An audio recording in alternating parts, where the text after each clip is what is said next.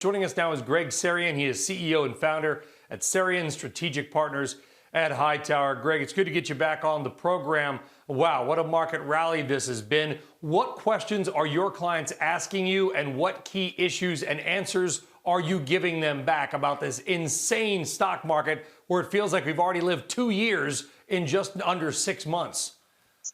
Yeah, for sure. Thanks for having me back, Brian. And we've all gotten a lot more gray hair over these last several weeks. I'd say the biggest question we're getting is the real dislocation between the economy and the economic data we see, and yet what the stock market's doing. Yet we believe, while due for a pause, for sure, the market is acting as a classic leading indicator. So between the Fed backstopping this market and Powell's discussion about buying municipal debt and corporate debt, and then an entire industry focused on a path to a vaccine, we believe the market's looking not just at Q2 and Q3 and Q4 of 20, but into 21 as well, and seeing some type of a new normal and recovery.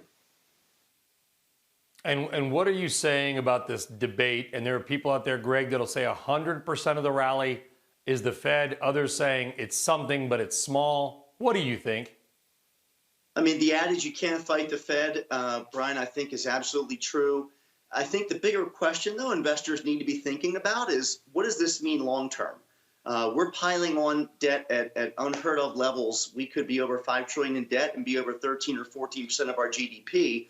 So while that prescription is necessary to get us out of this, and perhaps we saw the beginning of that with the lower unemployment numbers, I think investors need to be thinking about what are the implications of higher tax rates, because I don't know how we grow ourselves out of this.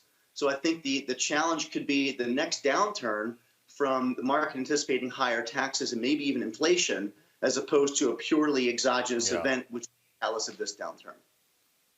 Yeah, hard not to see how taxes have to go. Not my opinion, by the way. Many experts we've had on CNBC have said everybody's taxes, middle class, you name it, are gonna have to go up overall. Just quickly, is there one really smart strategy that you're advising your clients to do right now? Buy more stocks, raise more cash, buy gold, Bitcoin? What is it?